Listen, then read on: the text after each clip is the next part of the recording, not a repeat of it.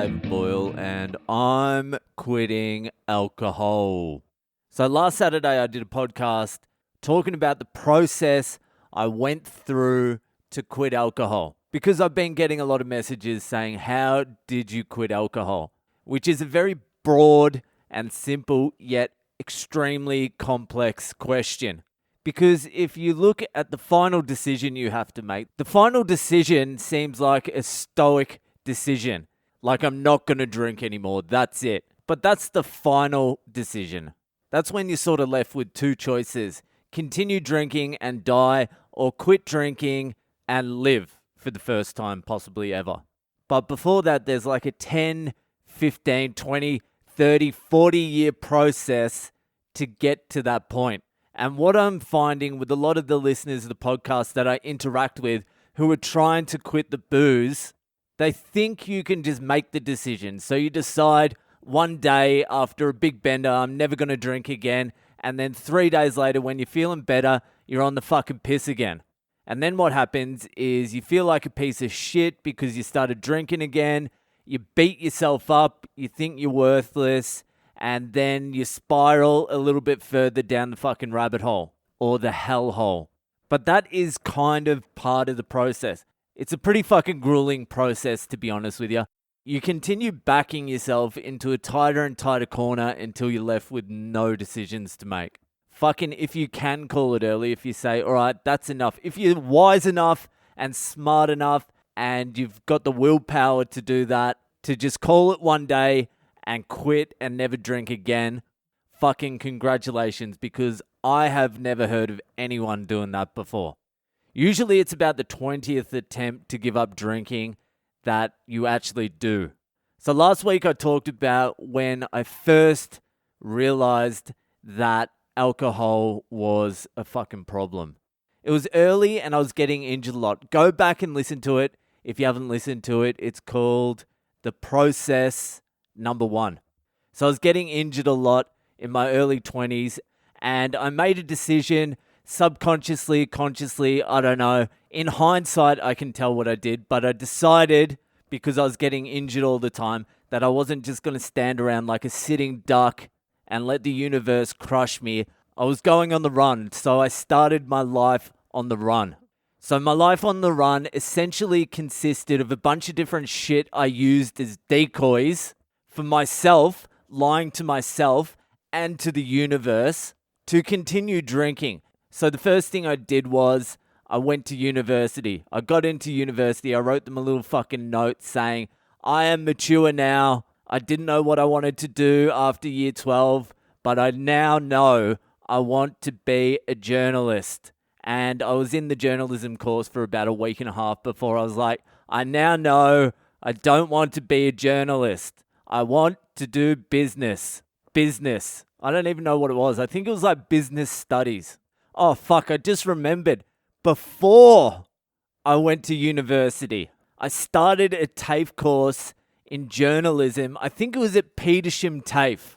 And TAFE, and TAFE for listeners overseas is where the retarded go. Where people so retarded they couldn't get into university go as a sort of leapfrog into university. So that was my first attempt at running away from my problem. So I did that for a few months, this journalism fucking course. And I was doing all right at it, but I wasn't doing any of the assignments. I was doing them like 20 minutes before I went to class. And then when I went into class, I was banging them out. And I just remember all I wanted to do was go out drinking with the people in the class. I was trying to get them to come out and go drinking. That's all I wanted to do. And I just remember this one bitch one day. I, again, didn't have anything to hand in. I just said, oh, I forgot it or some bullshit. And she goes to me after class. She's like, why are you even doing this course? And I'm like, I'm not too sure, actually. And I just never went back. After she said that, I was like, that's it. I don't even want to do this. What the fuck am I doing? So about 6 months after that, my first failure, I knew I didn't want to do journalism. I already fucking knew. It wasn't that I didn't even want to do it. I just didn't care. I wasn't capable of caring about it. So after that, I decided to go to university for journalism. I assumed the reason I didn't want to do it was because it was TAFE, and TAFE fucking sucks. So I got into journalism at university, and I changed courses within the first week to business.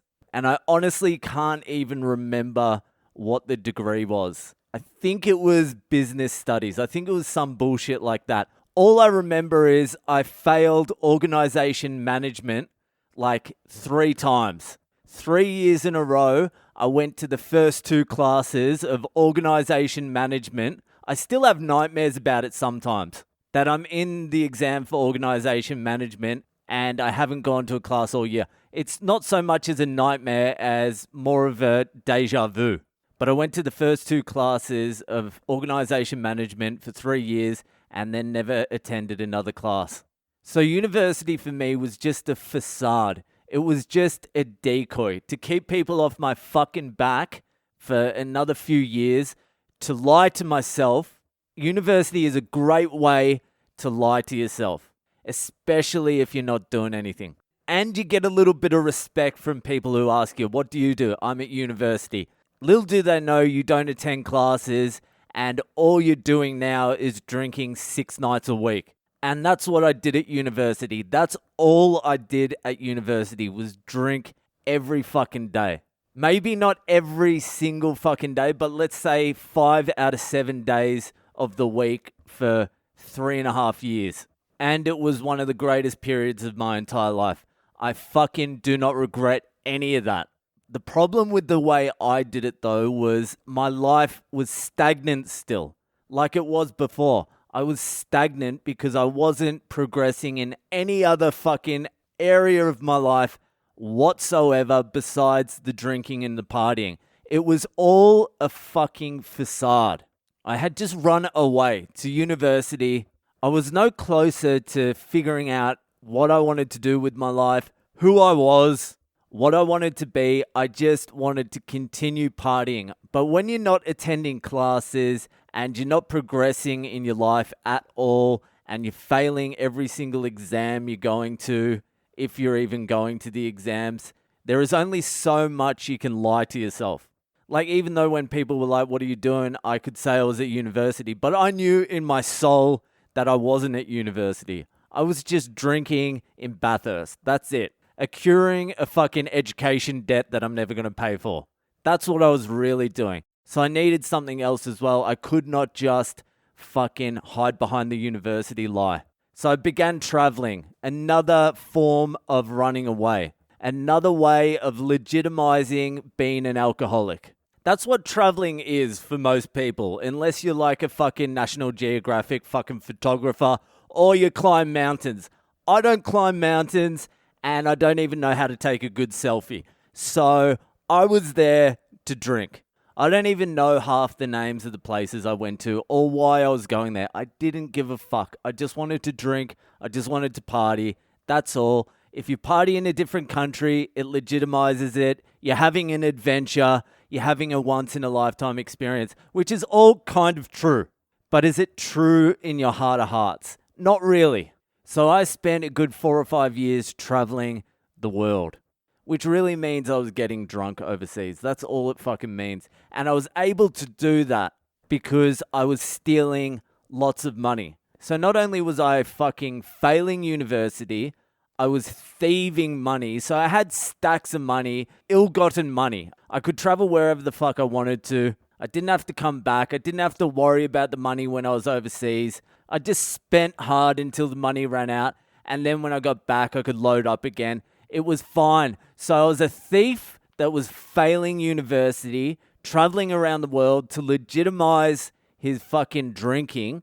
So on the surface, everything looks amazing, but it's all hollow because I'm stagnant, because I haven't grown as a person at all. My development and maturation, if that's how you say it, has stalled completely. Essentially, I have not changed at all at this stage since I was like 16. At that point in my life, I'm no closer to who I should be or should be at least trying to become than I was at 16. That's a problem. That's a big fucking problem. And one of the biggest fucking problems about this period is the amount of lies you have to tell yourself to convince yourself that what you're doing is the right thing, like you're taking the correct path. You have to lie to yourself a lot. And the problem is you cannot sustain those lies forever. And that's the next part of the process. The next part of the process is when the lies that you're telling yourself start falling apart. They start getting revealed to you. Okay, that'll do for tonight. I will continue the process next Saturday. So if you're enjoying the podcast, keep sharing it around with your friends, and I'll see you the fuck later.